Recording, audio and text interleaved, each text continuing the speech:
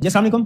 क्या है, फिर आज के लेक्चर का आगाज करते हैं। लेक्चर नंबर 18 रिपोर्ट को हम डिस्कस कर रहे थे। रिपोर्ट में हमने पहले इस चैप्टर के स्टार्ट में एक फॉर्मेट स्टडी किया था रिपोर्ट का, और उसके एलिमेंट्स देखे थे हमने कि रिपोर्ट में एलिमेंट्स कौन कौन से होते हैं।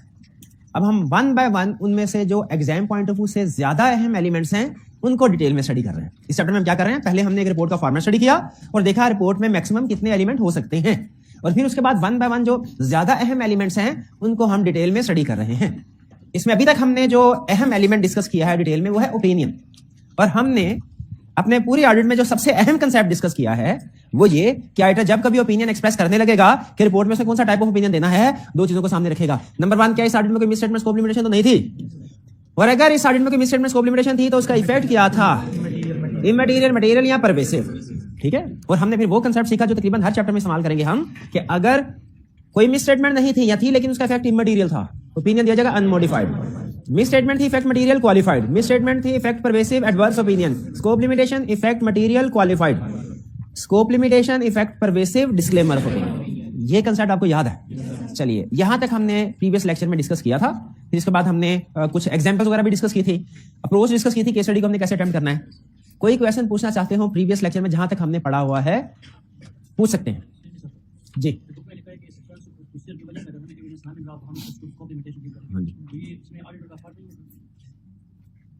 किताब में लिखा है कि अगर किसी भी एरिया में ऑडिटर एविडेंस ऑब्टेन ना कर सके तो ये स्कोप लिमिटेशन है। ठीक है, तो स्टूडेंट का क्वेश्चन ये सर, क्या ये ऑडिटर का फॉल्ट नहीं है? देखिए, ये हमें इससे गर्ज नहीं है कि ये फॉल्ट किसका है, हमें सिर्फ इसी से गर्ज होती है ऑडिटर को एविडेंस मिला है या नहीं मिला। ये ऑडिटर का फॉल्ट अमूमी तौर पे नहीं होता कभी, यानी ऐसा नहीं है कि मैनेजमेंट इन्फॉर्मेशन प्रोवाइड करी, ऑडिटर कह रहा है मैंने इन्फॉर्मेशन नहीं लेनी, ऐसा नहीं होता। ये तो आउट ऑफ द क्वेश्चन है। होता क्या है कि ऑडिटर मैनेजमेंट से कह रहा हो कि सर मुझे इन्फॉर्मेशन दीजिए, और मैनेजमेंट वो इन्फॉर्मेशन प्रोवाइड नहीं कर रही। अमूमी तौर पे ये सिचुएशन होती है। अच्छा, अब मैनेजमेंट की इन्फॉर्मेशन प्रोवाइड नहीं कर रहे, इसमें बाज़ औक़ात मैनेजमेंट का कसूर होता है और बाज़ औक़ात मैनेजमेंट का नहीं, हालातों वाक़यात ऐसे होते हैं। जैसे कभी आग लग गई, रिकॉर्ड जल गया, मैनेजमेंट का कसूर नहीं है। कोई रेगुलेटर आया, उसने अपनी इन्वेस्टिगेशन करनी है, वो सारा रिकॉर्ड उठा के ले गया कंपनी का, मैनेजमेंट का कसूर तो डायरेक्टली नहीं है। ठीक है, हाँ, बाज़ औक़ात मैनेजमेंट का कसूर भी होता है। ऑडिटर कहता है मैंने स्टॉक काउंट करना है, मैनेजमेंट कहती है हम नहीं करवाएंगे। ऑडिटर कहता है मुझे minutes of the board meeting दीजिए, मैनेजमेंट कहते हैं हम प्रोवाइड नहीं करेंगे। तो बाज़ औक़ात स्कोप लिमिटेशन में मैनेजमेंट का कसूर होता है, बाज़ औक़ात नहीं। ऑडिटर का नहीं होगा कभी, ये ध्यान में रखिएगा। कभी मैनेजमेंट का कसूर होता है, कभी नहीं होता, लेकिन दोनों सूरतों में है तो स्कोप लिमिटेशन, है तो स्कोप लिमिटेशन। अगर इफेक्ट मटेरियल है तो कौन सा ओपिनियन होगा, क्वालिफाइड, और अगर इफेक्ट परवेसिव है तो डिस्क्लेमर ऑफ ओपिनियन।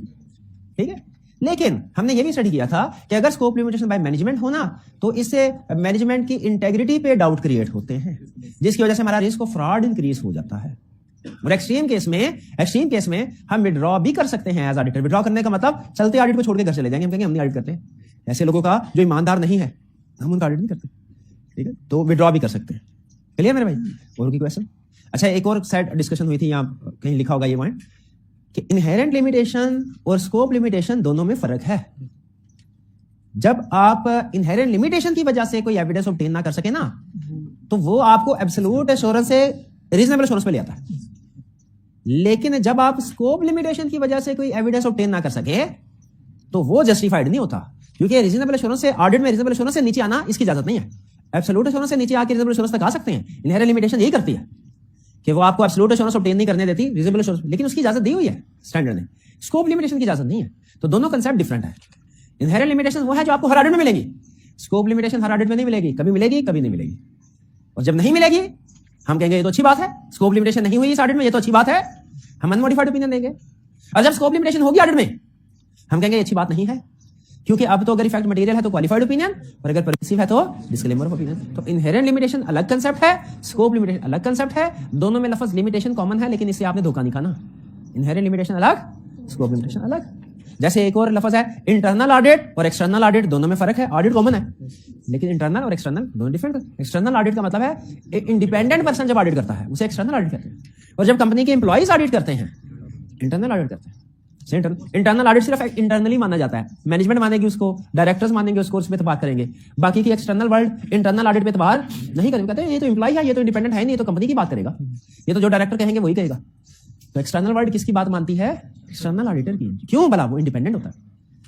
क्लियर जी? और कोई क्वेश्चन? शाबाश जी।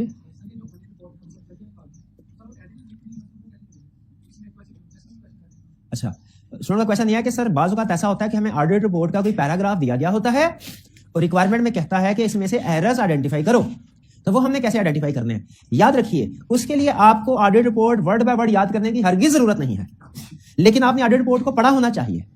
दो चीजें आपको पता होनी चाहिए। नंबर 1, कौन सी इंफॉर्मेशन ऑडिट रिपोर्ट में इंक्लूड होती है, कौन सी इंफॉर्मेशन इंक्लूड नहीं होती, ये आपको पता होना चाहिए। ठीक है, कौन सी इंफॉर्मेशन इंक्लूड होती है, कौन सी इंफॉर्मेशन इंक्लूड नहीं होती। अब इसके लिए वर्ड टू वर्ड याद करने की जरूरत नहीं है, 2-3 दफा पढ़ा होगा, पता चल जाता है इसमें क्या डिस्कस हुआ है। मैनेजमेंट रिस्पांसिबिलिटी डिस्कस होती है, आइट रिस्पांसिबिलिटी डिस्कस होती है। ठीक है, तो इसमें ये चीजें पता होनी। और दूसरा, आपको इसमें आपने एक एक लफ्ज की गलती नहीं ढूंढनी होती है, आपने इसमें कंसेप्चुअल एरर्स आइडेंटिफाई करने होते हैं। कंसेप्चुअल एरर्स, एक एक लफ्ज का एरर नहीं, कंसेप्चुअल है। जैसे आपको पता होना चाहिए ऑडिट में क्या रीजनेबल एश्योरेंस का वर्ड यूज होता है ऑडिट रिपोर्ट के अंदर, बताइए। हाँ होता है, लेकिन अगर उसकी बजाय वो लिमिटेड एश्योरेंस या मैक्सिमम एश्योरेंस या एब्सोल्यूट एश्योरेंस का वर्ड यूज कर दे, ये ऑडिट रिपोर्ट में नहीं होता। एक और आपको चैलेंज देता हूं, मुझे बताइए क्या ऑडिट रिपोर्ट के अंदर वर्ड कंक्लूसिव यूज होता है? नहीं यूज होता, परसुएसिव होता है। ऑल द एस्टिमेट्स का वर्ड यूज होता है?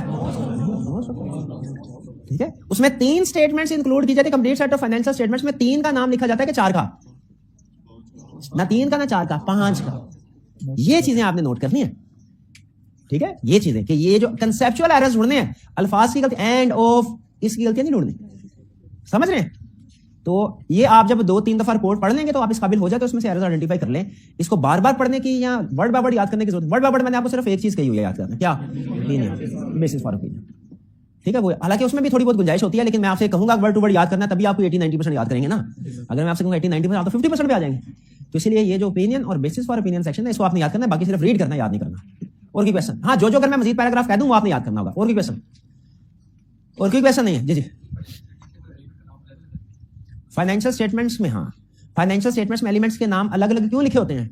कंप्लीट सिर्फ इतना क्यों नहीं लिख दिया जाता फाइनेंशियल स्टेटमेंट? इसका जवाब आपको मिलेगा सीफैप लेवल पे। सीफैप लेवल पे वो आपको ये बताता है कि बाज़ औक़ात हमारे पास क्लाइंट आके कहता है complete set of financial statements का ऑडिट कर दो, बाज़ औक़ात क्लाइंट कहता है सिर्फ और सिर्फ कैश फ्लो का ऑडिट कर दो।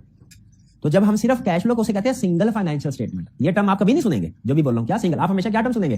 Complete set of financial statement. लेकिन एक होता है सिंगल फाइनेंशियल स्टेटमेंट भी टर्म है दुनिया में। ठीक है, उसमें सिर्फ वो एक ही चीज कैश फ्लो होगी। तो ये complete set of financial statements को हम ऑडिट रिपोर्ट में इसलिए एक एक करके लिखते हैं ताकि पता चल जाए हमने हर चीज का, हर फाइनेंशियल स्टेटमेंट्स का ऑडिट किया है। कंप्लीट सेट मतलब 5 का, क्योंकि अगर 2 या 3 का ऑडिट करेंगे ना, वो फिर स्टैट्यूटरी ऑडिट नहीं रहता, वो कोई नॉन स्टैट्यूटरी ऑडिट बन जाता है। वो भी होता है लेकिन हमारे सिलेबस में नहीं। ठीक है जी, और की क्वेश्चन। चलिए, आज का लेक्चर के लिए तैयार है? आज का अब ये जो अगले आपके 3-4, वैसे तो पूरा चैप्टर 4 ही आपका मोस्ट इंपोर्टेंट चैप्टर में से एक चैप्टर है, लेकिन खास तौर पे अब वैसे प्रीवियस लेक्चर भी बहुत अहम था, अब ये अगले जो 2-3 लेक्चर है ये भी इंतहाई अहम है। अटेंटिव होकर आपने सुनने और समझने हैं। पहले मुझे बताइए, मैं ये इवैल्यूएट कर लूं कि जब प्रीवियस लेक्चर में जो कुछ आपको समझाया था वो आपने पिक कर लिया? जरा जल्दी से बताइए। फिर misstatement effect material, misstatement effect pervasive, scope limitation effect pervasive, scope limitation है effect immaterial, scope limitation effect material. बस ठीक है, हो गया। चलिए अब सुनिए, देखिए बाज़ औक़ात ऐसा होता है कि फाइनेंशियल स्टेटमेंट्स में कोई मिस स्टेटमेंट या स्कोप लिमिटेशन नहीं होती, लेकिन कोई चीज users of the financial statements को बताना जरूरी होता है। ये बिल्कुल ऐसे है जैसे कि पेपर किसी बच्चे ने अटेम्प्ट किया, हमने देखा, हमने जहां पे जो क्वेश्चन बच्चे ने अटेम्प्ट करना था नहीं किया, वो भी मेंशन कर देते हैं, भाई तूने क्वेश्चन नंबर 3 का पार्ट बी नहीं किया, भूल गए। जहां पे बच्चे ने क्वेश्चन नंबर अटेम्प्ट किया जरूर लेकिन गलत किया, उसको भी हाईलाइट कर देते हैं टेस्ट चेकिंग के दौरान में, क्वेश्चन नंबर 3 का पार्ट ए में आपने ये गलती की।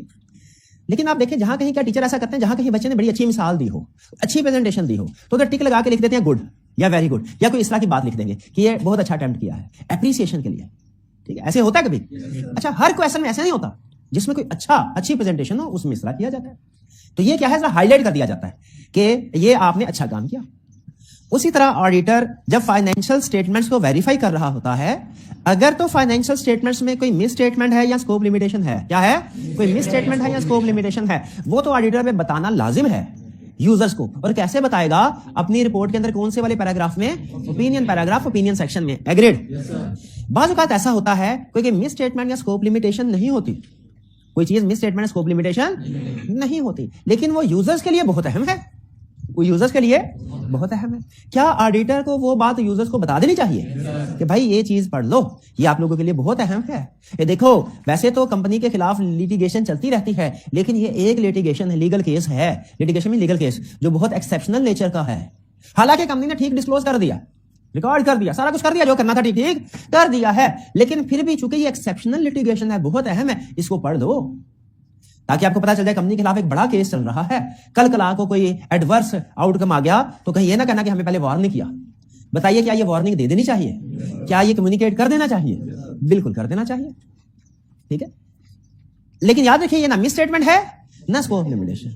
तो अगर कभी फाइनेंशियल स्टेटमेंट में इस तरह की चीज आए जो ना मिस स्टेटमेंट हो ना स्कोप लिमिटेशन हो, लेकिन यूजर को बता देना जरूरी हो, तो ऑडिटर कैसे बताए? क्या बताना चाहिए? इसमें एग्री करते हैं? कैसे बताना चाहिए? क्या ओपिनियन सेक्शन में बताना चाहिए? नहीं, ओपिनियन सेक्शन में तो तब बताएंगे जब कोई मिस स्टेटमेंट या स्कोप लिमिटेशन होगी। अच्छा, अब ये चीज बतानी भी जरूरी है, लेकिन ओपिनियन में नहीं बता सकते, तो कैसे बताएं? इसका एक अलग पैराग्राफ है जिसे कहते हैं एम्फेसिस ऑफ मैटर पैराग्राफ। देखिए जो लफ्ज मैटर है ना, वो ऑडिट में किसी भी इश्यूज के लिए यूज किया जा सकता है। मैटर का मतलब कोई भी मामला, मैटर का मतलब कोई भी मामला, एम्फेसिस ऑफ मैटर का मतलब ऐसा मसला, ऐसा मामला जिसको एम्फसाइज करना जरूरी है, जोर देना जरूरी है, ठीक है। हम डेली कम्युनिकेशन में भी ऐसे करते हैं ना, कुछ चीजों के ऊपर ज्यादा जोर देते हैं, कुछ के ऊपर कम। जैसे आपने देखा, मैंने भी कुछ चीजों को एम्फसाइज किया हुआ है, देखिए किया हुआ है क्या, कुछ चीजों को बोल्ड किया हुआ है ताकि इन चीजों को आप बड़े ध्यान से पढ़ लें और समझ लें।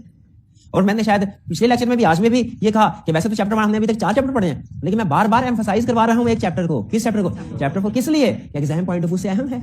अगर फर्ज कीजिए मैं पढ़ा तो दूं, लेकिन ये ना बताऊं एग्जाम पॉइंट ऑफ व्यू से कौन सा कंसेप्ट अहम है, कौन सा कंसेप्ट अहम नहीं है। सिलेबस सारा करवा दिया, तो आपके ख्याल में क्या मैंने अच्छे तरीके से आपको पढ़ाया? नहीं, हालांकि पढ़ा सारा कुछ दिया। तो बात कुछ चीजें ऐसी होती हैं जिनके ऊपर जोर देना चाहिए ताकि यूजर को पता चल जाए कि ये दूसरी चीजों की निस्बत ये चीज ज्यादा अहम है। हालांकि वो चीज होती है, ठीक है, ऐसा नहीं है कि मैंने नहीं पढ़ाया। अगर तो मैंने ना पढ़ाया तो आप मुझे क्वालिफाइड ओपिनियन देवी के सर ने ठीक नहीं पढ़ाया, एडवर्स ओपिनियन पढ़ाया, सारा कुछ ठीक पढ़ाया, सारा सिलेबस भी कंप्लीट करवाया। अगर सिलेबस कंप्लीट ना करवाया होता आप कहते हैं स्कोप लिमिटेशन है। सिलेबस कंप्लीट करवाया लेकिन गलत पढ़ाया होता आप कहते हैं मिस स्टेटमेंट है। लेकिन पढ़ाया भी सारा, पढ़ाया भी ठीक, ना मिस स्टेटमेंट ना स्कोप लिमिटेशन, लेकिन ये नहीं बताया कि कौन सा एग्जाम पॉइंट ऑफ व्यू से अहम है, कौन सा नहीं। तो आपने कहा सर नहीं, सही जिम्मेदारी पूरी नहीं की आपने। तो उसी तरह जिस तरह हम टीचर डिफरेंट टॉपिक्स को एम्फसाइज करते हैं, उसी तरह ऑडिटर भी अपनी ऑडिट रिपोर्ट में कुछ ऐसे मैटर्स को, कुछ ऐसी चीजों को एम्फसाइज कर सकता है जो है फाइनेंशियल स्टेटमेंट्स में मौजूद है, बिल्कुल ठीक है, लेकिन ऑडिटर चाहता है यूजर्स इनको खास तौर पे पढ़ लें, यूजर्स की तवज्जो दिलाना चाहता है। कैसे एम्फसाइज कर सकता है? याद रखिएगा, ओपिनियन पैराग्राफ में इनको इंक्लूड नहीं करेगा। किधर करेगा? एक अलग से पैराग्राफ है जिसका नाम क्या है? Emphasis of matter paragraph. नाम से जाहिर है कि ये पैराग्राफ किस लिए है? ताकि किसी ना किसी मैटर को एम्फसाइज किया जा सके, ताकि किसी ना किसी मैटर को एम्फसाइज किया जा सके। आइए जरा देखते हैं, कंसेप्ट क्लियर हो गया जी? एसी ऑन करवा दी। जरा देखते हैं, ये कंसेप्ट हमने बिल्ड कर लिया। अब देखते हैं स्टैंडर्ड इसे टेक्निकल वर्डिंग में कैसे बताता है कि एम्फेसिस ऑफ मैटर क्या है। कहता है सुन ले, एम्फेसिस ऑफ मैटर क्या है। ये आज हमने सिर्फ एम्फेसिस ऑफ मैटर डिस्कस करना, कुछ भी नहीं करना। आज सारे लेक्चर में हमने क्या करना है? एम्फेसिस ऑफ मैटर डिस्कस करना है। हम पहले डेफिनेशन डिस्कस करेंगे इसकी, ठीक है, टेक्निकल कंसेप्ट बिल्ड कर लिया हमने, लेकिन टेक्निकल वर्ड्स में इसको कवर करेंगे। फिर सबसे अहम चीज, आज के लेक्चर की सबसे अहम चीज, हम एग्जांपल स्टडी करेंगे कि किस किस सिचुएशन में emphasis of matter paragraph include किया जाता है। अब देखें, हर चीज पे एम्फेसिस ऑफ मैटर पैराग्राफ थोड़ी दिया जाएगा। अब ये भैया मुझे सर गैस तो दे दे, मैं नोट करो गैस, चैप्टर नंबर 1 2 3 4 5 6 7 8 9 10 सर ये क्या बात हुई? ये तो आपने सारे चैप्टर्स ही बता दिए। या मैं ये कहना शुरू कर दूं चैप्टर 1 भी अहम है, चैप्टर 2 भी अहम है, चैप्टर 3 भी अहम है, चैप्टर 4 भी। ऐसे थोड़ी होता है। फिर आप कहें सर ये आप एम्फसाइज थोड़ी करवा रहे हैं। एम्फेसिस ऑफ मैटर का मतलब है हर मैटर पे नहीं दिया जाएगा, कुछ पे दिया जाएगा, बाकियों पे नहीं दिया जाएगा। एग्री करते हैं? एम्फेसिस ऑफ मैटर, जब आप मुझसे पूछेंगे कि सर कौन कौन सा चैप्टर अहम है, तो मेरे ऊपर लाजिम है मैं हर चैप्टर ना बताऊं, मैं सिर्फ जो सबसे ज्यादा अहम 4-5 है वही चैप्टर बताऊं।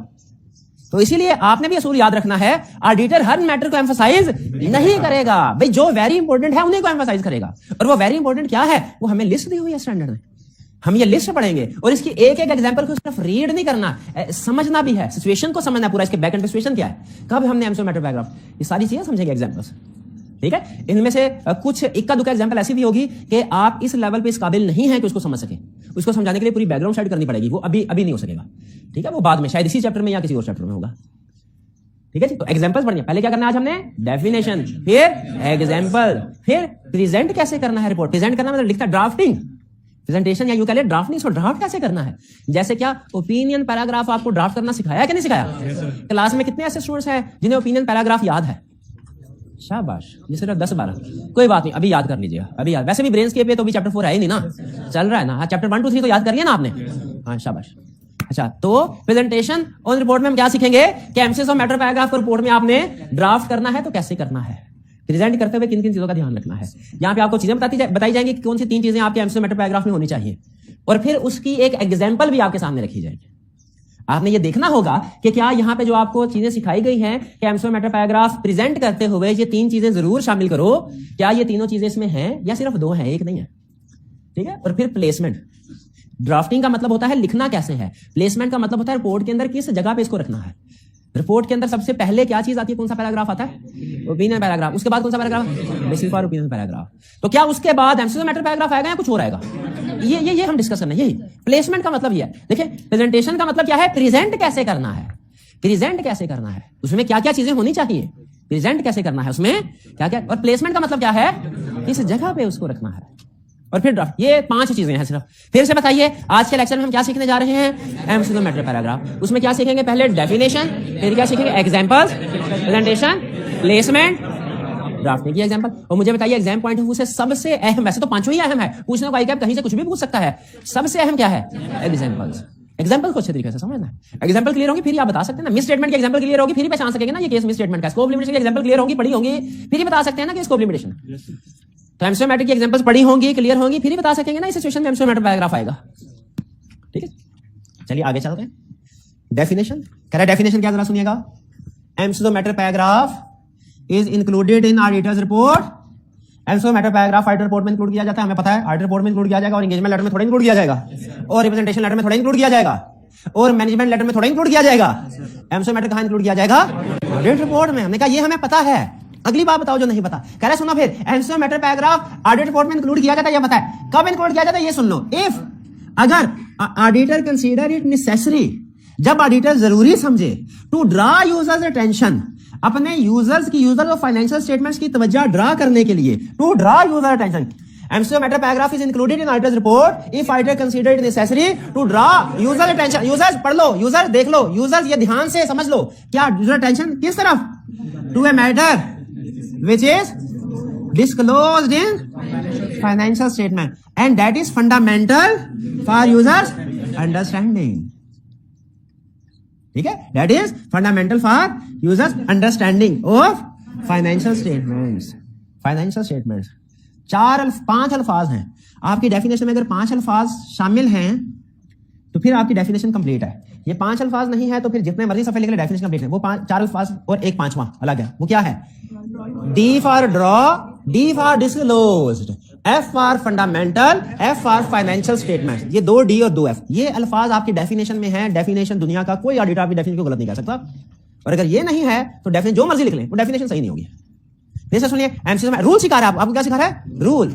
एमसीक्यू मैटर पैराग्राफ रिपोर्ट में उस वक्त इंक्लूड किया जाएगा, एमसीक्यू matter paragraph is included in auditors report if auditor considers it necessary to draw users attention, to draw user attention, to draw user attention. किस तरफ, किस तरफ, to a matter which is disclosed in financial, to a matter which is disclosed in, that is fundamental for users understanding of financial statement. यहां पे रुकिए, provider की तरफ जाता हूं, लेकिन पहले मुझे एक चीज बताइए, डेफिनेशन समझ ली। अब मैं एक स्टेटमेंट देने लगा हूं, आपने डेफिनेशन में से उसे ट्रू और फॉल्स करना है, डेफिनेशन को सामने रखते हुए।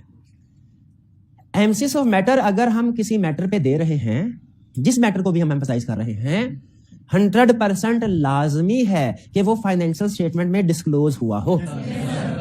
बताइए क्या स्टेटमेंट ठीक है, जो मैटर फाइनेंशियल स्टेटमेंट में डिस्क्लोज हुआ हो उसी के ऊपर एमसीक्यू मैटर पैराग्राफ देंगे।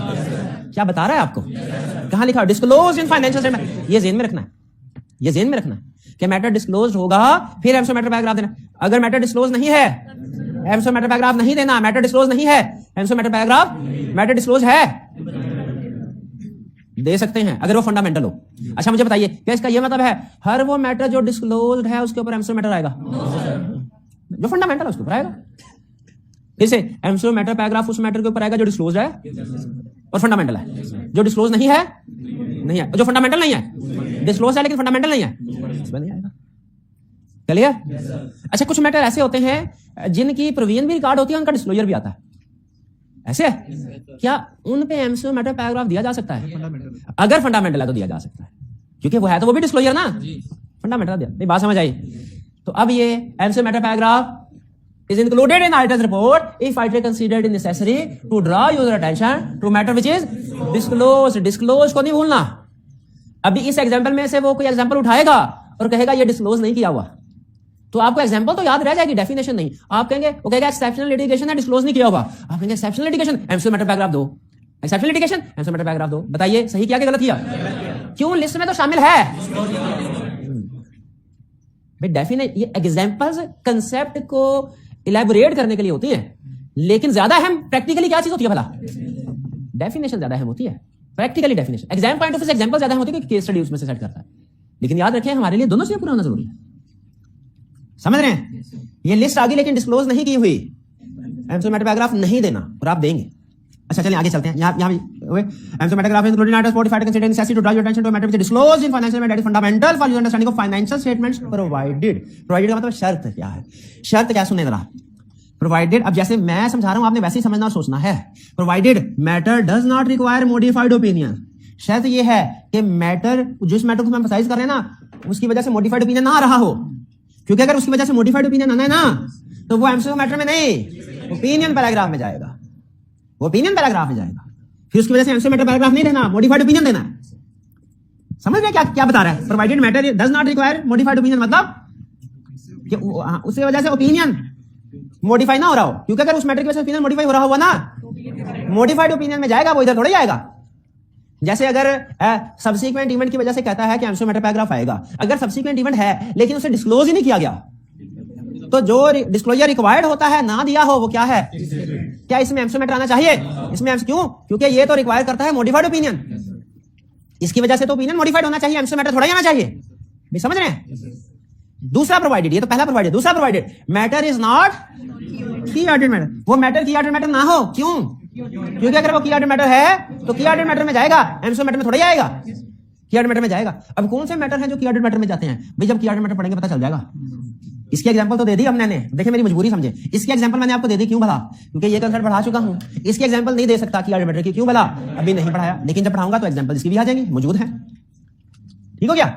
उसी तरह यहां पे भी एक्सप्लेन करते हुए एक दो ऐसी चीजें आएंगी, बाकी 6-7 आपको समझा दूंगा, एक दो शायद ना समझा पाऊं। क्यों ना समझा पाऊं? नहीं पढ़ा, जब पढ़ूंगा तब। लेकिन याद हमने सब कुछ कर लेना है। ये अभी मैंने पढ़ाया नहीं कि ऑर्डर मैटर, लेकिन याद कर लेना डेफिनेशन कैसा है। भाई समझ आ गई?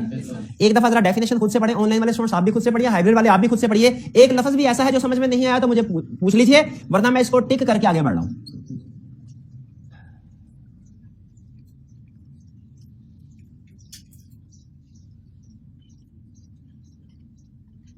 डन जी? जी जी शाबाश, पूछिए।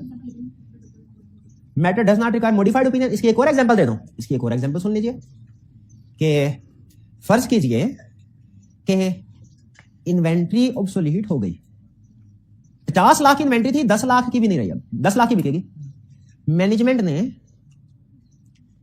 ने कहा कि सर ऐसा करते हैं, आप एमसीओ मैटर पैराग्राफ दे दीजिए। बताइए इसमें क्या एमसीओ मैटर पैराग्राफ देना चाहिए? क्या होना चाहिए? मिसस्टेटमेंट, मॉडिफाइड ओपिनियन एप्रोप्रिएट है। अच्छा मुझे याद आ गया, जब मैं स्टूडेंट था तो आईकैप एक न्यूज़लेटर भेजा, अभी शायद भेजा करता है। उसमें एक रियल केस आपके सामने रख रहा हूं। वहां पे आईकैप को इतना गुस्सा आया, उसने न्यूज़लेटर में उसका हवाला दे दिया। ये रियल, आप समझ रहे होंगे शायद ये इतनी होंगी, लेकिन प्रैक्टिस में लोग करते हैं काम, हर तरह के लोग होते हैं। अब वो सुनिए, आपके इस बात से मुझे याद आ गया। क्लाइंट ने फिक्स एसेट्स के ऊपर डेप्रिसिएशन रिकॉर्ड नहीं की थी। ऑडिटर ने अपनी रिपोर्ट में अनमोडिफाइड ओपिनियन दिया और एमसीओ मैटर पैराग्राफ ऐड करके उसमें लिख दिया कि ये जो नोट नंबर इतने में फिक्स एसेट्स लिखे हुए हैं ना, इन पे डेप्रिसिएशन चार्ज नहीं हुई। रियल केस है। बताइए क्या ऑडिटर ने सही किया? क्यों? गलत कैसे किया? स्टेटमेंट। इसमें क्या करना चाहिए था? ओपिनियन मॉडिफाई करना चाहिए था। ये वाला मैटर रिक्वायर करता था मॉडिफाइड ओपिनियन, तो उसे मॉडिफाइड ओपिनियन देना चाहिए था, लेकिन उसने क्या किया? एमसीओ मैटर पैराग्राफ दे दिया। तो एमसीओ मैटर पैराग्राफ देने से बात तो नहीं ना बनेगी। तो यही कह रहा है भाई सुन लो, अगर मॉडिफाइड ओपिनियन देना हो ना किसी मैटर, तो उधर मॉडिफाइड ओपिनियन नहीं जाएगा। अगर उधर एमसीओ मैटर दे दिया ना आपने, तो हम नहीं छोड़ेंगे आपको। उसको बाय नेम उसको वार्निंग दी गई थी, इस तरह का काम ना करना जी। अगर डेप्रिसिएशन रिकॉर्ड नहीं की लेकिन वो इममटेरियल है, तो देखें फिर अनमोडिफाइड ओपिनियन दे दें, चलेगा। फिर एमसीओ मैटर पैराग्राफ तो ना दे, क्योंकि जो इममटेरियल चीज है क्या वो फंडामेंटल फॉर यूजर्स अंडरस्टैंडिंग होगी? नहीं होगी। ठीक है, हमने एमसीओ मैटर पैराग्राफ देना है, लेकिन किन चीजों के ऊपर? फंडामेंटल। हर चीज के ऊपर एमसीओ मैटर पैराग्राफ नहीं देना। वो आपको मुहावरा बताया ना, वो क्या था? When everyone is Superman, no one is Superman. ठीक है, जब आप हर चीज को एम्फसाइज करना शुरू कर देंगे तो असल में किसी चीज को भी एम्फसाइज नहीं करें, सारी चीजें बराबर होगी ना। ठीक है, तो हमने सिर्फ सुपरमैन को एम्फसाइज करना है, जो नॉर्मल मैटर है उसको एम्फसाइज नहीं। किन को करना है? सुपर वाले मैटर को। ठीक ठीक है, हर एक मैटर को नहीं करना। मैं क्लियर हो गया ये? आगे चलते हैं एग्जांपल्स। अब एग्जांपल से चूंकि केस स्टडी टेस्ट होती है, इसलिए एग्जांपल को मैं थोड़ा तसल्ली के साथ डिस्कस कर रहा हूं आपके साथ। पहली एग्जांपल, एक्सेप्शनल लिटिगेशन। भाई लिटिगेशन क्या होती है? लिटिगेशन का मतलब है लीगल केस। लीगल केस, और ये वो लीगल केस है जो कंपनी के खिलाफ चल रहे हैं, वो नहीं है जो कंपनी ने दूसरों के खिलाफ चलाए हैं। नहीं नहीं नहीं, वो तो अच्छी बात होगी ना, उस पर वार्निंग देने की क्या जरूरत है, उस पर यूजर को खबरदार करने की क्या जरूरत है?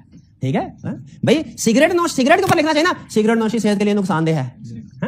ये फ्रूट्स के ऊपर थोड़ी लिखना चाहिए कि फ्रूट खाना सेहत के लिए नुकसानदेह है। वो तो अच्छी बात है, कीड़ा होता है उनमें लेकिन अमूमी तौर पे अच्छी बात है, अच्छी बात। तो जो नेगेटिव, वैसे ये पक्का रूल नहीं है, हम वैसे अगर कोई बहुत अहम मैटर है ना उसके ऊपर भी एमसीक्यू, लेकिन अमूमी तौर पे ये एक वार्निंग सिग्नल के तौर पे यूज होता है एमसीक्यू मैटर।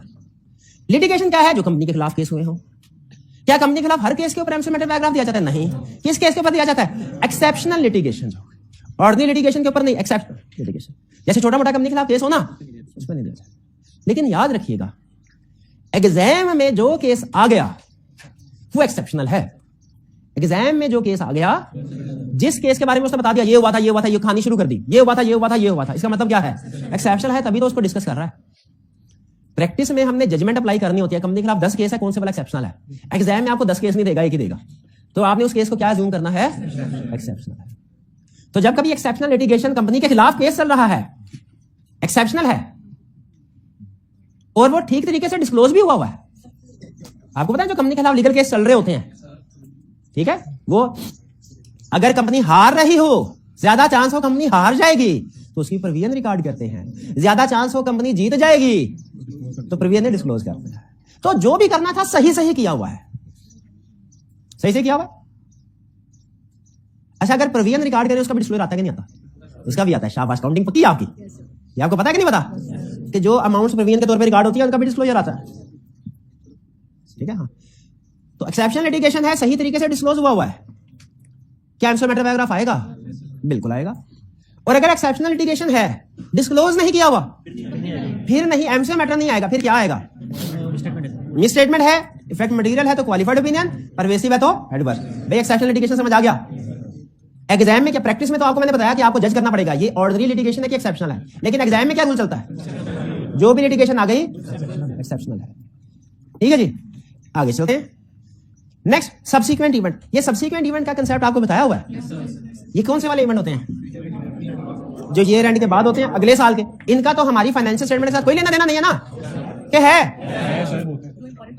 जो इंपोर्टेड वाले इवेंट है अगले, वो इस साल फाइनेंशियल स्टेटमेंट्स में डिस्क्लोज करते हैं? बिल्कुल करते हैं। जैसे वो जहाज डूबे की एग्जांपल दी थी आपको, बिल्कुल इंक्लूड करते हैं। तो सब्सीक्वेंट इवेंट को फाइनेंशियल स्टेटमेंट्स में इंक्लूड होना चाहिए क्या? यस। अगर सिग्निफिकेंट है तो होना चाहिए। फिर से, क्या सब्सीक्वेंट इवेंट को फाइनेंशियल स्टेटमेंट्स में इंक्लूड होना चाहिए? ओके, हाँ, यस। अगर सिग्निफिकेंट है तो होना चाहिए, होना चाहिए, बिल्कुल होना चाहिए। सिग्निफिकेंट सब्सीक्वेंट इवेंट को फाइनेंशियल स्टेटमेंट्स में इंक्लूड होना चाहिए। अच्छा, अगर सिग्निफिकेंट सब्सीक्वेंट इवेंट था, फाइनेंशियल स्टेटमेंट्स में इंक्लूड नहीं किया, तो क्या होगा? मिस स्टेटमेंट के एमसीक्यू मैटर। भाई सब्सीक्वेंट इवेंट है तो एमसीक्यू मैटर क्यों नहीं बोल रहे? मिस स्टेटमेंट डिस्क्लोज नहीं किया, शाबाश शाबाश। और अगर सब्सीक्वेंट इवेंट है, सिग्निफिकेंट है और इस साल की फाइनेंशियल स्टेटमेंट में डिस्क्लोज कर दिया है, अब क्या होगा? एमसीक्यू मैटर पैराग्राफ आएगा। ठीक है ना? बेचारे जिसको डिस्क्लोज किया उसको हम समझते हैं, डिस्क्लोज ही नहीं किया उसको एमसीक्यू थोड़ी करेंगे। ठीक है, ये तो ऐसे है जैसे मैं आपसे कह दूं भाईजान चैप्टर नंबर 25 सबसे अहम है ही नहीं। आप कहेंगे सर क्या हो गया आपको? हैं, अब तो रोजे भी खत्म हो गए, ये भी नहीं कह सकते रोजा लग रहा है। Thank you. है नहीं, तो जो चीज मौजूद नहीं है क्या उसको एम्फसाइज किया जा सकता है? नहीं किया जा सकता, वो तो गलती हो जाएगी। वो मेरी गलती है अगर मैं चैप्टर 25 आपको एम्फसाइज कराता हूं, वो मेरी गलती है, मिस स्टेटमेंट है। क्यों? है नहीं, है नहीं। तो दो एग्जांपल्स हो गई। पहली एग्जांपल कौन सी? Exceptional litigation. दूसरी एग्जांपल कौन सी? और मैं फिर आपको बार बार कह रहा हूं, आपने केस स्टडी में ये गौर से देख लेना है कि इनको डिस्क्लोज किया हुआ है कि नहीं किया हुआ। वो आपसे एग्जांपल टेस्ट करवा के ना कभी कभी ट्विस्ट खेलता है, क्या कहता है? डिस्क्लोज ही नहीं किया मैंने। हम कहेंगे डिस्क्लोज नहीं किया, फिर तो एमसीक्यू मैटर से निकालो, तो मिस स्टेटमेंट बन गए।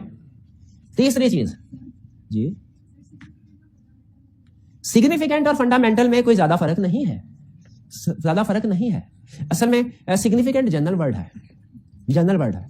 सिग्निफिकेंट मतलब कोई चीज अहम, मटेरियल के लिए भी सिग्निफिकेंट लफ्ज बोला जाता है, परवेसिव के लिए भी बोला जाता है। फंडामेंटल का मतलब परवेसिव है, लेकिन ये डिस्क्लोजर के लिए वर्ड मखसूस है। फंडामेंटल का मतलब क्या है? फंडामेंटल और परवेसिव एक ही चीज समझे। परवेसिव का लफ्ज होता है मिस स्टेटमेंट और स्कोप लिमिटेशन के लिए, और जो है फंडामेंटल का लफ्ज होता है डिस्क्लोजर के लिए, सिर्फ ये कुछ अल्फाज जैसे होता है ना कंटेक्स्ट के हिसाब से, मेन कंसेप्ट इसका वही। और लफ्ज सिग्निफिकेंट हर एक के लिए यूज हो जाता है, वो मिस स्टेटमेंट के लिए भी, वो स्कोप लिमिटेशन के लिए भी, वो डिस्क्लोजर के लिए भी, वो अमाउंट के लिए भी, ठीक है, वो मटेरियल के लिए भी, वो परवेसिव के लिए भी, ठीक है। सिग्निफिकेंट का लफ्ज ये जनरल है, जहां मर्जी फिट कर लें। आगे चल के कुछ केस स्टडीज आएंगी, उनमें कहेगा इफेक्ट मिस स्टेटमेंट है, इफेक्ट मटेरियल है, कौन सा ओपिनियन, फटाफट बोलते जाए। मिस स्टेटमेंट मटेरियल कौन सा opinion, miss statement effect pervasive कौन सा ओपिनियन, कहेगा मिस स्टेटमेंट है, इफेक्ट सिग्निफिकेंट है। अब सिग्निफिकेंट का लफ्ज दोनों के लिए बोला जाता है, इफ करके बताएंगे। और एक और लफ्ज होता है मेजर, मेजर का लफ्ज भी दोनों के लिए बोला जाता है, मटेरियल के लिए भी, पर या जब केस स्टडी करेंगे ना तब बातें आएंगी, अभी ये तो अल्फाज के घुमाव फिराव में ना जाए, ठीक है। अल्फाज के ये एग्जांपल समझ आ गई आपको। फाइनेंशियल स्टेटमेंट री इशूड रीस्टेटेड, चैप्टर 20 का कंसेप्ट है। फाइनेंशियल स्टेटमेंट री इशूड रीस्टेटेड, इसके साथ ब्रैकेट में लिख लें IAS 8, IAS 8 ये आपने पढ़ा हुआ है R1 में, शुगर है R1 में। लेकिन कोई बात नहीं, कुछ स्टूडेंट ऐसे होंगे जिन्होंने R1 नहीं पढ़ा, वो R1 और ऑडिट साथ लेके चल रहे हैं, कुछ ऐसे स्टूडेंट भी होते हैं, उनके लिए बता रहा हूं, सुन लें।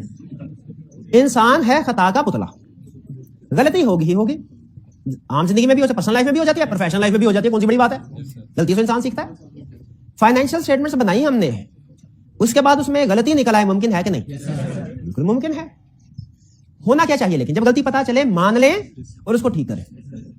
गलती पता चल जाए तो मान लें, ठीक। अब सुन लीजिए, गलती ठीक कैसे होगी, ये डिपेंड करता है गलती पता कब चली।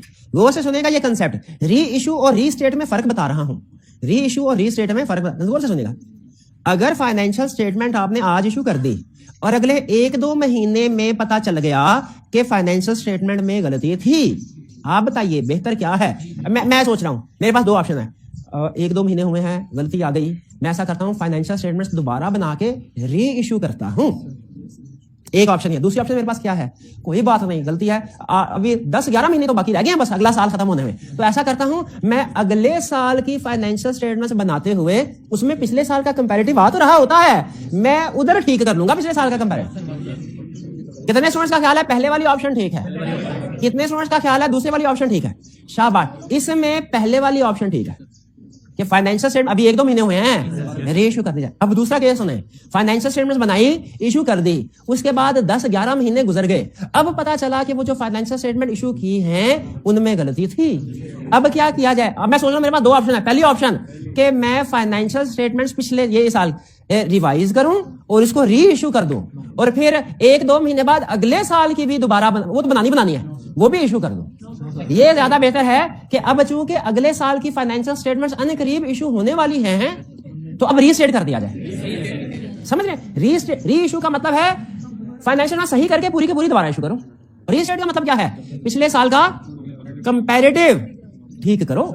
अब कौन, दोनों स्टैंडर्ड दोनों की इजाजत देता है, लेकिन हमने देखना सूटेबल कौन सा है। अगर ताजा फाइनेंशियल स्टेटमेंट इशू हुई हो ना तो री इशू बेहतर है, और अगर अगले साल की अनकरीब इशू होने वाली हो ना तो हम कहते हैं यूजर को कंफ्यूज क्या करना, साथ ही बता देंगे। जहां पे 11 महीने गुजर गए, 1 आधा महीना और गुजर गए, ठीक है। री इशू रीस्टेट में फर्क समझ आया, ये चैप्टर 20 में काम देगा, लिख लीजिए किताब के पहले। सर ने आज तफसील से एग्जाम्पल के साथ री इशू और रीस्टेट में फर्क बता दिया है, लिखे लें किताब पे, लिख भाई, उधर मुकर जाओगे बाद में कि री इशू और रीस्टेट, री issue financial statement and re statement of comparative का फर्क मुझे पता चल गया है। लिखे, पता चल गया ना आपको। री इशू फाइनेंशियल स्टेटमेंट का मतलब क्या है, लिखे लिखे शाबाश। फाइनेंशियल स्टेटमेंट्स पूरी की पूरी दोबारा से इशू करना, और रीस्टेट का मतलब क्या है, अगले साल में पिछले साल के कंपैरेटिव को रीस्टेट करते हैं। अच्छा मजे की बात सुने, यहां पे सिखा रहा है चाहे फाइनेंशियल स्टेटमेंट री इशू करो, मुझे बताइए री इशू करो तो क्या यूजर्स को बताना चाहिए क्यों री इशू की है, कि नहीं बताना चाहिए कि बस पिछली दे दी, अभी 2023 की मिल गई थी, ये 2023 की दोबारा ले ले बोनस है, वो परेशान हो जाएंगे भाई, ये चक्कर है। बताना चाहिए क्यों इशू की है, किधर बताएंगे, एम्फेसिस मैटर में।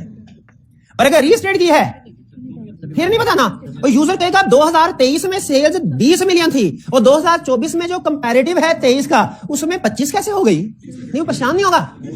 तो रीस्टेट में भी तो बताना चाहिए, 2023 में जो सेल्स की फिगर थी 2024 के कंपैरेटिव में अगर वो नहीं है, चेंज है, तो बताना चाहिए कि नहीं क्यों चेंज हुई है, रीस्टेट।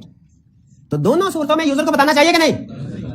आइए स्टेट में आपने यही पढ़ा हमेशा, काउंटिंग पॉलिसी रेट्रोस्पेक्टिव इफेक्ट होएगा एरर करेक्शन का, ऑडिट में अब आप पढ़ लें कि एरर करेक्शन जब कभी करेंगे ना, ऑडिटर अपनी रिपोर्ट में एमसीक्यू मैटर पैराग्राफ इंक्लूड करेगा बताने के लिए कि भाई मसला क्या हुआ है। समझ रहे हैं? तो मुझे यह बताइए कि री इशू जब फाइनेंशियल में री इशू पे भी एमसीक्यू मैटर है, रीस्टेट पे भी एमसीक्यू मैटर, मैंने फर्क क्यों बताया? क्योंकि चैप्टर 20 में यह फर्क आएगा। मैंने कहा अभी नहीं बता देता हूं, चैप्टर 20 तक कुछ तो याद रहेगा, दोबारा पढ़ा देंगे। हाँ जी, शाबाश। जब रीस्टेट करते हैं ना, शाबाश, तो उसके ऊपर 2023 के नीचे ब्रैकेट में लिखते हैं रीस्टेटेड। हाँ जी, लेकिन वो एमसीक्यू मैटर नहीं है क्योंकि वो मैनेजमेंट कर रही है। वो रीस्टेट लिखने का यह मतलब नहीं है कि हमने अपना काम नहीं करना, हमने एज ऑडिटर अपना काम करना है, यूजर की वजह दिलानी है। क्योंकि रीस्टेट होता है ना, आप नोट कीजिए, यूजर को ये तो पता चल जाएगा ये रीस्टेटेड है, लेकिन कौन सा फिगर रीस्टेटेड है और क्यों रीस्टेटेड है ये नहीं पता चलेगा उसको। ये तो पता चल जाएगा रीस्टेटेड है, लेकिन कौन सी चीज रीस्टेटेड है और क्यों, ये कौन बताएगा इसको? एम्फसाइज, वैसे मैनेजमेंट ने भी बताया होगा, हम एम्फसाइज करेंगे। चलिए आगे चलते हैं। Major disaster during the year, अगर कोई मेजर डिजास्टर हो जाए, टेररिस्ट अटैक की वजह से फैक्ट्री तबाह हो गई,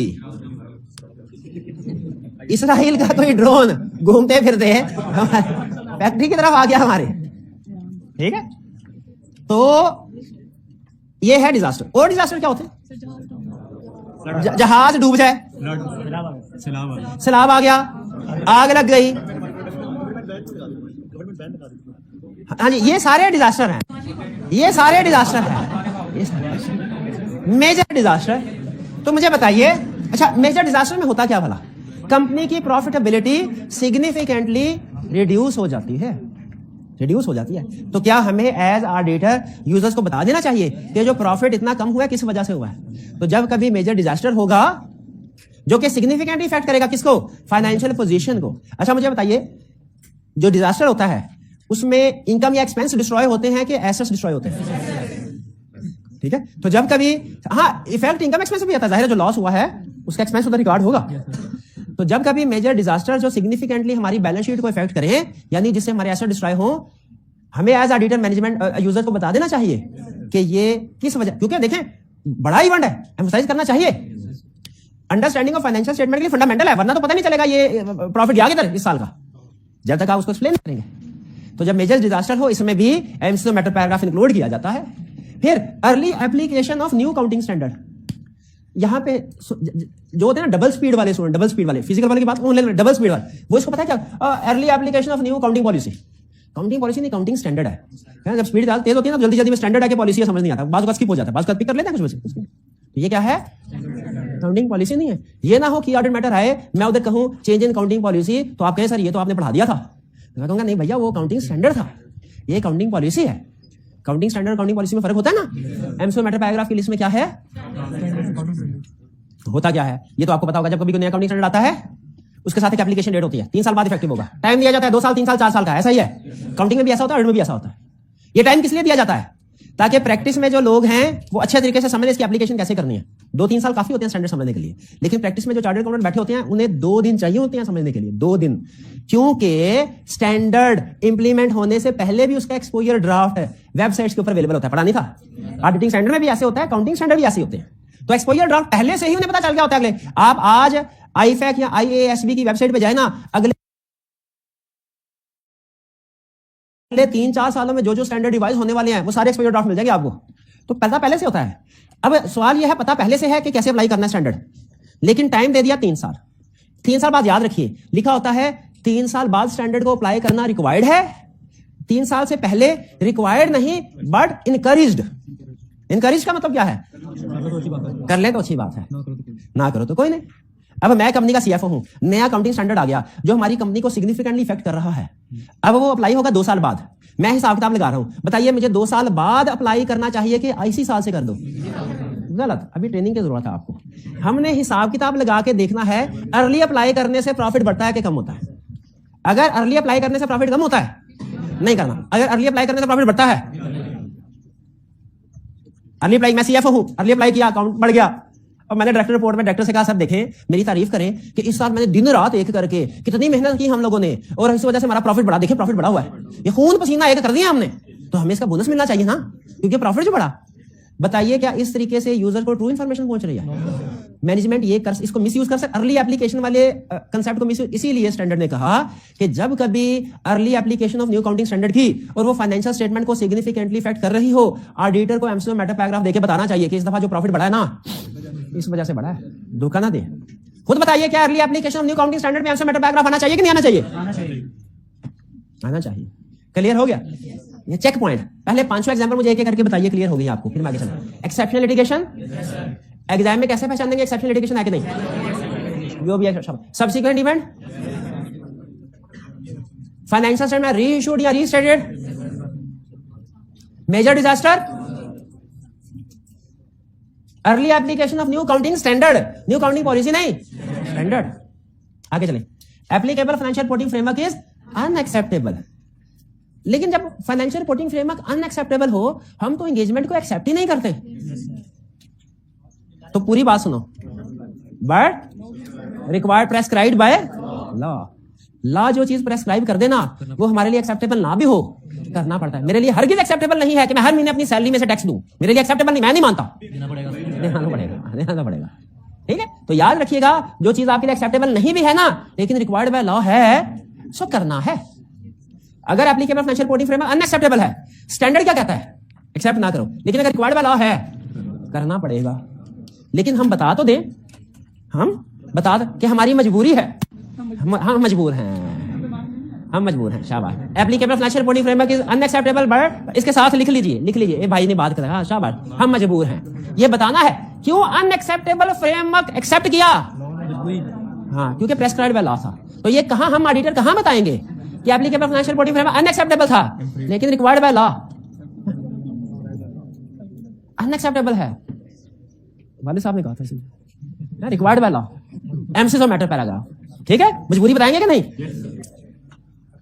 इसके ऊपर मजीद डिस्कशन हम नेक्स्ट एक जगह पे करेंगे कि जब applicable financial reporting framework unacceptable हो ना, रिक्वायर्ड बाय लॉ हो, हम इतनी आसानी से नहीं मानते। मान जाते लेकिन पहले हाथ पैर मारने की कोशिश करेंगे, लेकिन ये कंसेप्ट बाद डिटेल में बाद में पढ़ेंगे। अभी यहां तक समझ आ गया? Applicable financial reporting framework is unacceptable, इसका मतलब समझ आ रहा है? फ्रेमवर्क वो रूल जिसके मुताबिक फाइनेंशियल स्टेटमेंट बननी है। चलिए, स्पेशल पर्पस, ये तो आपने पढ़ा हुआ है। General purpose framework, special purpose framework, fair presentation framework, compliance framework. शाबाश। और ये तो हमारा चैप्टर 2 है, और चैप्टर 2 तो ब्रेनस्केप पे अपलोडेड है, तो वो तो आपको चुटकियों में, अगर आप रोज के 10 मिनट दे रहे हैं इसको, मेरा भाई बताएगा कंप्लायंस फ्रेमवर्क की डेफिनेशन नहीं आती। शाबाश। दूसरा सवाल, क्या हर रोज 10 मिनट ब्रेनस्केप यूज करते हैं? ये देखिए, मर्जी है भाईजान आपकी। क्लास में कोई स्टूडेंट जिसको कंप्लायंस फ्रेमवर्क की, शाबाश, कंप्लायंस फ्रेमवर्क डेफिनेशन है, क्या हर रोज 10 मिनट ब्रेनस्केप यूज करते हैं आप? नहीं करते। उस्ताद का काम है समझाना और स्टूडेंट का काम है इग्नोर करना। आप अपना काम करते जाएं, हम अपना काम करते जाएंगे। चलो, ये फेयर प्रेजेंटेशन कंप्लायंस मुश्किल डेफिनेशन छोड़े, इसको गोली मारे। स्पेशल पर्पस फ्रेमवर्क की डेफिनेशन आसान थी ना, ये मेरा भाई सुनाएगा। सुना, शाबाश मेरा भाई। स्पेशल पर्पस फ्रेमवर्क जल्दी से ये देखिएगा। हाइब्रिड क्लास रूम नंबर 4 में देखिए, स्टूडेंट अभी सुनाता। हाइब्रिड क्लास रूम नंबर 4 हाजिर हो। हाँ जी, है कोई माइक वाला जो स्पेशल पर्पस फ्रेमवर्क की डेफिनेशन सुनाएगा? है कोई? सुना दे भाई, ना ही कर दे। हाँ शाबाश, हाथ उठाया उसने। स्पेशल पर्पस फ्रेमवर्क, पहले बेंच पे पहला बच्चा बैठा जी, सुना दे मेरे भाई। हाँ शाबाश। Special purpose framework is framework which is used for special user, specific user. Special नहीं, स्पेसिफिक बोले। स्पेशल से मुराद डिसेबल होता है, स्पेशल यूजर नहीं, स्पेसिफिक यूजर। बिल्कुल ठीक है। स्पेशल पर्पस, तो अगर स्पेशल पर्पस फ्रेमवर्क के मुताबिक फाइनेंशियल स्टेटमेंट्स प्रिपेयर की गई हैं, तो देखिए जनरल पर्पस में तो बताने की जरूरत नहीं है। जनरल पर्पस को मैं तो बता, क्योंकि जनरली तो वो सारे अज्यूम किया जाता है ना कि वो जनरल पर्पस के मुताबिक फाइनेंशियल स्टेटमेंट बनी है। अगर financial statement special purpose framework के मुताबिक बनी हो ना, फिर खास तौर पे बताने की जरूरत है कि ये फाइनेंशियल स्टेटमेंट स्पेशल पर्पस पे हैं। भी एग्री करते हैं? अगर फाइनेंशियल स्टेटमेंट जनरल पर्पस के मुताबिक बनी है ना, तो वो तो रूटीन का केस है, उसमें जोर देने की जरूरत नहीं है कि ये जनरल पर्पस फ्रेमवर्क के मुताबिक बनी है। क्यों? वो तो रूटीन का केस है। अगर financial statement special purpose framework के मुताबिक बनी है ना, फिर जोर देने की जरूरत है कि financial statement special purpose framework के मुताबिक बनी है। क्यों? क्योंकि स्पेशल पर्पस फ्रेमवर्क कभी कभी यूज होता है। तो इस केस में क्या करना है हमने? फिर अगर financial statement special purpose framework के मुताबिक बनी हो तो क्या करना है, एमसीज ऑफ मैटर पैराग्राफ देना है, ताकि यूजर को पता चल जाए ए यूजर ये कोई आम फ्रेमवर्क नहीं है, ये कौन सा फ्रेमवर्क है, ए यूजर ये कोई आम फ्रेमवर्क नहीं, कौन सा फ्रेमवर्क है, स्पेशल पर्पस फ्रेमवर्क। और स्पेशल पर्पस फ्रेमवर्क की आगे एक स्पेसिफिक एग्जांपल भी है, ये जो अगली गोइंग कंसर्न वाली एग्जांपल है ना, ये स्पेशल पर्पस फ्रेमवर्क की है, क्योंकि नॉर्मली फाइनेंशियल स्टेटमेंट्स प्रिपेयर करने की बेसिस कौन सी होती है, गोइंग कंसर्न के non going concern. Normally financial statement किस में से, अकाउंटिंग के एक्सपर्ट बैठे हैं, आप बताइए, नॉर्मली फाइनेंशियल स्टेटमेंट्स प्रिपेयर करने की जो बेसिस होती है वो क्या होती है, गोइंग कंसर्न, तभी तो उसे करंट नॉन करंट में क्लासिफाई करते हैं एसेट लायबिलिटी को। और अगर financial statements non going concern basis पे बने, जिसे लिक्विडेशन बेसिस भी कहते हैं, जिसे ब्रेकअप वैल्यू बेसिस भी कहते हैं, बताइए वो आम बेसिस है कि खास स्पेशल बेसिस? तो याद रखिए, गोइंग कंसर्न एप्रोप्रिएट है अगर, तो ये जनरल फ्रेमवर्क है, ये स्पेशल नहीं है, जनरल केस है ये। लेकिन अगर गोइंग कंसर्न नॉट एप्रोप्रिएट है, ये स्पेशल केस है। तो इसमें देखिए गोइंग कंसर्न एप्रोप्रिएट में एमसीओ मैटर आ रहा है कि नॉट एप्रोप्रिएट में? क्यों एप्रोप्रिएट में क्यों नहीं, वो तो नॉर्मल केस है, एमसीओ मैटर तो स्पेशल केस में आता है। गोइंग कंसर्न एप्रोप्रिएट नॉर्मल है, तो कब गोइंग कंसर्न नॉट एप्रोप्रिएट। और आगे बता रहा है इसका मतलब क्या, यानी फाइनेंशियल स्टेटमेंट गोइंग कंसर्न पे नहीं बनी तो फिर किस बेस पे बनी है, लिक्विडेशन बेसिस भी बोलते हैं, ब्रेकअप वैल्यू बेसिस भी बोलते हैं इसको, ठीक है। तो ये तो आठों की आठों हमने समझ आ गई आपको, शाबाश शाबाश। ये एग्जांपल्स अब सुन लीजिए। पहले प्लेसमेंट समझाऊंगे, प्रेजेंटेशन। प्लेसमेंट कहां आएगा, एमसीओ मैटर पैराग्राफ कहां, असूल याद रखिए, स्टैंडर्ड का असूल कहता है 2 पैराग्राफ हैं, उनकी तरतीब लाजमी है, बाकियों की तरतीब इंपोर्टेंस के ऊपर डिपेंड करती है। यानी बेसिकली स्टैंडर्ड का मिजाज क्या है भला, कि ऑडिट रिपोर्ट के अंदर जो चीज सबसे अहम है वो सबसे ऊपर आए, जो चीज कम अहम है वो से नीचे आती है। तो जरा मुझे बताइए, सबसे ऊपर ऑडिट रिपोर्ट में क्या आएगा, ओपिनियन और बेसिक ओपिनियन, ये तो उनका पेयर इकट्ठा ही जाता है ना, जहां भी जाता है, ओपिनियन और बेसिक ओपिनियन। उसके बाद बताइए, मैनेजमेंट रिस्पॉन्सिबिलिटी ज्यादा अहम है कि एमसीओ मैटर? क्योंकि मैनेजमेंट रिस्पॉन्सिबिलिटी तो रूटीन का मैटर है। तो एमसीओ मैटर पैराग्राफ कहां इंक्लूड किया जाएगा, opinion and bases of opinion के फौरन बाद। लेकिन अगर रिपोर्ट के अंदर की ऑडिट मैटर पैराग्राफ भी आ रहा है तो क्या होगा, पहले एमसीओ मैटर के पहले की ऑडिट मैटर। कितने स्टूडेंट का ख्याल है पहले एमसीओ मैटर, कितने स्टूडेंट का ख्याल है पहले की ऑडिट मैटर, कितने स्टूडेंट का ख्याल है दोनों में से जो ज्यादा अहम है, जो ज्यादा अहम है, क्योंकि ये केस टू केस वेरी करता है, कभी एमसीओ मैटर ज्यादा अहम, कभी की ऑडिट मैटर ज्यादा अहम, जो ज्यादा अहम है वो पहले आ जाएगा। हाँ, ये कैसे पता चलेगा कि दोनों में से ज्यादा अहम कौन सा है, जजमेंट, ऑडिटर की जजमेंट। एग्जाम में आपसे ये नहीं पूछेगा दोनों में से पहले कौन सा आएगा, अगर पूछे तो आपने गूगली करा देनी है। गूगली क्या करानी है कि भाई दोनों में से जो अहम है, एग्जाम में पूछे कोई आपसे एमसीओ मैटर पहले आएगा रिपोर्ट में कि ऑडिट मैटर, क्या बताना है, दोनों में से जो ज्यादा अहम है वो पहले आ जाएगा। तो प्लेसमेंट किधर होगी, ओपिनियन और बेसिक ओपिनियन के बाद। और जब की ऑडिट मैटर पैराग्राफ ही है रिपोर्ट के अंदर, तो फिर इट डिपेंड्स कि दोनों में से ज्यादा अहम कौन सा है। अब सुनिए, प्रेजेंटेशन प्रेजेंट कैसे करना है। एमसीओ मैटर पैराग्राफ में 3 चीजें होना लाजमी है। नंबर 1, रेफरेंस, किस चीज का reference, notes to the accounts का, जहां पे वो मैटर फुल्ली एक्सप्लेन किया गया है बाय मैनेजमेंट। हम याद करें, एम्फसाइज कर रहे हैं, किसको एम्फसाइज कर रहे हैं वो यहां पे लिखना है, reference, notes to the accounts, ठीक है। मैटर में हमने उसकी ब्रीफ डिस्क्रिप्शन बता देनी है कि वो मैटर कौन सा है, जो नोट नंबर इतने में जाके आप पढ़ेंगे, यानी ये वाला केस है, ये वाला केस है, या ये, जो भी रेलिवेंट होगा वो बता देना। मैटर से मुराद क्या है कि एमसीओ मैटर कौन से वाले केस का देना है, पूरा नहीं बताना। यानी इसमें सिर्फ ये बता देना है, we draw your attention to note number 7 which describes fact of exceptional litigation filed against company by ABC. आगे उसकी डिटेल नहीं बतानी, क्योंकि डिटेल किधर होगी, नोट्स टू द अकाउंट्स में होगी। हमने एम्फसाइज करना है, रिप्रोड्यूस नहीं करना, समझ रहे हैं, एम्फसाइज करना है, रिप्रोड्यूस, उस नोट को रिप्रोड्यूस नहीं करना। तो मैनेजमेंट ने दिया ना। तो 3 चीजें होनी चाहिए एमसीओ मैटर में, पहला reference to the notes to accounts, दूसरा मैटर, और फिर आखिरी लाइन ये लिखनी है, क्या, our opinion is not modified in respect of this matter. बोले क्या, आवर ओपिनियन इज, इसको अक्सर स्टूडेंट गलत समझ लेते हैं, जब खुद से पढ़े होते हैं ना, अक्सर स्टूडेंट्स को क्या करते हैं, गलत समझ। लेकिन इसको थोड़ी देर बाद हम डिस्कस करते हैं कि इसमें क्या मिसअंडरस्टैंडिंग डेवलप होती है। पहले बताइए, ये तीनों चीजें समझ आ गई, हर एमसीओ मैटर में तीनों चीजें होनी चाहिए। अब जरा ये आपके सामने एक एग्जांपल है, आप इस एग्जांपल को पढ़ के मुझे बताइए, क्या ये तीनों रूल्स, तीनों बातें उसमें आ रही हैं कि नहीं आ रही, बताइए। पढ़ लें जल्दी से पढ़ लें। कोई जल्दी नहीं है।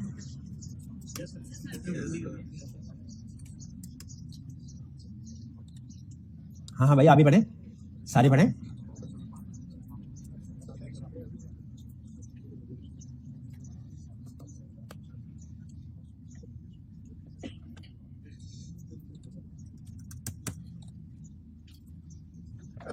पढ़ लिया जी? आइए अब इसको फिर डिस्कस करते हैं। कह रहा है वी ड्रॉ योर अटेंशन, हम आपकी तवज्जो मबजूल कराना चाहते हैं किस तरफ? To note number X. ये क्या चीज है? रेफरेंस। ये हो गया। Of financial statements which describes the uncertainty relating to outcome of lawsuit filed against company by XYZ company। ये जो lawsuit filed against company, ये क्या है? मैटर है। और फिर क्या लिख रहा है? Our opinion is not modified in respect of this matter। इस मैटर की वजह से हमारा ओपिनियन मॉडिफाइड। अच्छा, इसमें जो उसका जोर है वो लफ्ज मॉडिफाइड के ऊपर नहीं है, वो दिस मैटर के ऊपर है। Our opinion is not modified. Student क्या कहते हैं? अच्छा सर, इसका मतलब ये हुआ कि जो ऑडिटर का ओपिनियन है ना वो नॉट मॉडिफाइड है। हाँ, वो ये नहीं कह रहा कि ऑडिटर का इस रिपोर्ट के अंदर ऑडिटर का ओपिनियन नॉट मॉडिफाइड है, ये नहीं कह रहा। इस पैराग्राफ का मतलब क्या है? वो ये नहीं कह रहा कि ओपिनियन नॉट मॉडिफाइड है, बल्कि क्या कह रहा है? इस मैटर की वजह से नॉट मॉडिफाइड है। इस एमसीस मैटर को मॉडिफाइड ओपिनियन ना समझ लो। ऑडिटर का ओपिनियन इस मैटर की वजह से मॉडिफाइड, क्योंकि ये एमसीस मैटर है, मॉडिफाइड ओपिनियन नहीं है।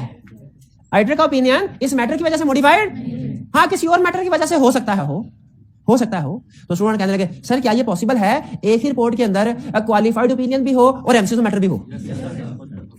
तो कहते क्यों सर, आपने तो लिखा हुआ एमसीस मैटर है तो उसमें ये लिखा होगा our opinion is not modified in respect of this matter, तो आपने तो लिखा हुआ ओपिनियन इज नॉट मॉडिफाइड। पूरा पढ़ो ना, क्या लिखा? Our opinion is not modified in respect of this matter. किसी और मैटर की वजह से हो सकता हो। तो क्या एक रिपोर्ट के अंदर क्वालिफाइड ओपिनियन और एमसीस मैटर आ सकते हैं? आ सकते हैं, लेकिन क्वालिफाइड का मैटर कोई और होगा, एमसीस का मैटर कोई और होगा। क्या एक रिपोर्ट के अंदर एडवर्स ओपिनियन और एमसीस मैटर आ सकते हैं? आ सकते हैं, लेकिन एडवर्स ओपिनियन का मैटर कोई और होगा, एमसीस मैटर का मैटर कोई और। क्या एक रिपोर्ट के अंदर डिस्क्लेमर ऑफ ओपिनियन और एमसीस मैटर आ सकते हैं? आ सकते हैं, लेकिन डिस्क्लेमर ऑफ ओपिनियन का मैटर कोई और होगा, एमसीस मैटर का कुछ और होगा। क्लियर हुई है बात? तो जरा क्विक रिवीजन कर लेते हैं एंड में, ताकि हमें पता चल जाए हमने सारा कुछ पढ़ लिया, बस कंसेप्ट खत्म हो गया।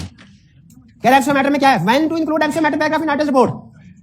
Emphasis matter paragraph is included in auditor report if auditor considered necessary to draw user attention to a matter which is adequately disclosed in financial statements and is fundamental to users understanding of financial। draw, disclose, fundamental, provided matter is not a misstatement or scope limitation requiring modified opinion। क्यों? क्योंकि अगर वो misstatement में scope limitation हुआ तो emphasis matter में थोड़ा ही आएगा। provided matter is not a, क्यों? क्योंकि की मैटर हुआ तो उधर जाएगा, एमसीस मैटर में थोड़ा ही आएगा।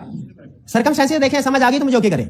जब एमसीस मैटर पैराग्राफ इंक्लूड किया जाएगा, if there is material uncertainty relating to exceptional litigation और रेगुलेटरी एक्शन। बात कोई रेगुलेटर भी तो एक्शन ले लेते हैं, एफबीआर इन्वेस्टिगेशन शुरू कर दी, regulatory action, SECP. Significant subsequent event occurs, subsequent event पे भी एमसीस मैटर पैराग्राफ दिया जाता है क्या? बिल्कुल दिया जाता है। जैसे कह रहा है after the year and fire से हमारा प्रोडक्शन फैसिलिटी डिस्ट्रॉय हो जाए, मिसाल क्या दी? ईयर एंड के बाद आग लग जाए। अच्छा, अगर ईयर एंड के दौरान में आग लग जाए ना, वो सब्सिक्वेंट इवेंट में नहीं आएगा, वो मेजर डिजास्टर में आएगा।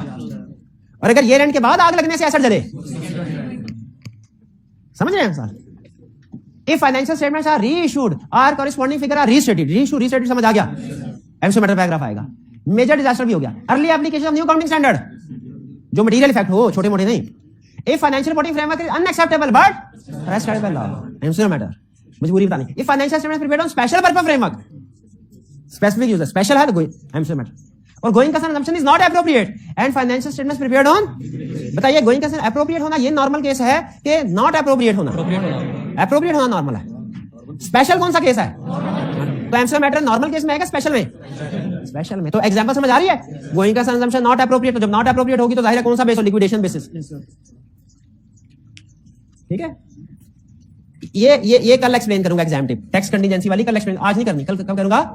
कल करूंगा, बल्कि हो सकता है परसों करूं, कि ऑडिट मैटर के साथ मिलाना इसको। How emphasis matter paragraph is included or presented, this paragraph is presented as a separate section under the heading emphasis matter in audit report. इसका अलग सेक्शन आएगा, इसको किसी के अंदर मिक्स नहीं कर देना। Auditor may add further context to the heading. इसका क्या मतलब है? वो कह रहा है चाहे तो सिर्फ एमसीक्यू ऑफ मैटर लिख दो, चाहे तो एमसीक्यू ऑफ मैटर के आगे फर्दर कंटेक्स्ट लिख दो कि एमसीक्यू ऑफ मैटर किस वजह से दे रहे हो। ये है फर्दर कंटेक्स्ट। ये क्या है? Further context. ये ऑप्शनल है, ये हेडिंग देना लाजमी है। ठीक है, एमसीक्यू ऑफ मैटर की हेडिंग अलग पैराग्राफ देना है, ओपिनियन के अंदर ही फिट ना कर देना, अलग पैराग्राफ देना है। उसकी हेडिंग क्या लिखोगे? उसके आगे फर्दर कंटेक्स्ट ऐड करोगे कि नहीं? आपका दिल क्या करता है? कर दे, शाबाश शाबाश शाबाश, कर दे। ठीक है, जैसे कह रहे हैं this paragraph writer shall state क्या? Matter being emphasised. कौन सा reference? which fully describe the matter, notes or that editor opinion is not modified in respect of the matter। इसका क्या यह मतलब है कि editor का opinion not modified है? नहीं नहीं, इसका मतलब यह है इस मैटर की वजह से not modified है, किसी और मैटर की वजह से हो सकता हो। प्लेसमेंट किधर रखे इसकी? मैं नाम से matter paragraph relates to applicable financial reporting framework, जो क्या फ्रेमवर्क से रिलेट करता है, fundamental for user understanding of financial statement बोला हमने।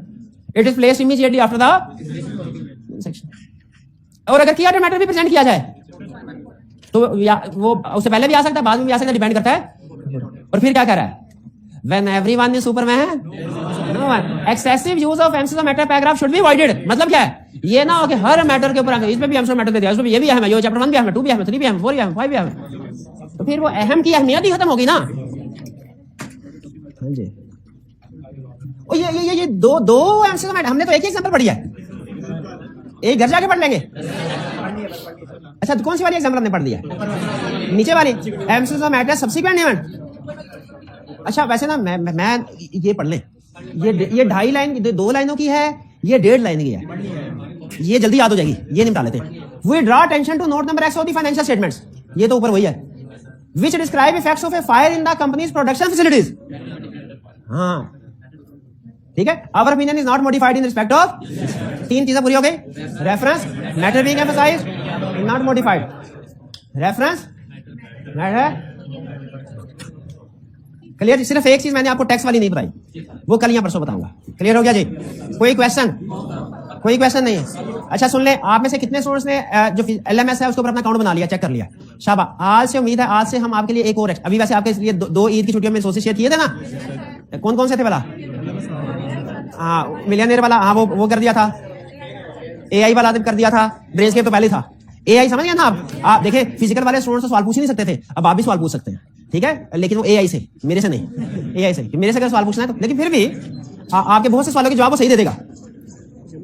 आज से एक और फीचर ऐड कर रहे हैं, वो क्या है? आपको केस स्टडी के लिए दबा के प्रैक्टिस करवानी है। केस स्टडी की प्रैक्टिस के लिए डेली टेस्ट योर अंडरस्टैंडिंग आपके पोर्टल पे अपलोड होगी। आप, लेकिन वो आपने रिटर्न नहीं करनी, सिर्फ पढ़ना है, क्लिक करना है, पढ़ना है क्लिक, उससे आपकी रीडिंग पावर बढ़ेगी, एनालिटिकल वर्क बढ़ेगा, केस स्टडी अटेम्प्ट ज्यादा से ज्यादा, प्रैक्टिस ज्यादा से ज्यादा होगी। तो उसके लिए जिन स्टूडेंट्स ने अभी तक एक्सेस नहीं किया LMS को, वो कर लीजिए। ठीक है, हम आज से, मैं जब भी अपलोड किया करूंगा ना टेस्ट अंडरस्टैंडिंग, कम्युनिटी में मैसेज डाल दिया करूंगा, लाजमी करना है। अब सिर्फ वो 50 साल पुराना टीचिंग का दौर खत्म हो गया, बताया था ना। हाँ, अब हमने जदीद दौर, जदीद सहूलियात। हाँ, ICAP से इंशाल्लाह कोशिश करनी है 2 हाथ आगे रहे, 2 हाथ नहीं 2 पैर। ठीक है, चलिए आज का लेक्चर यहाँ खत्म करते हैं। अल्लाह हाफिज।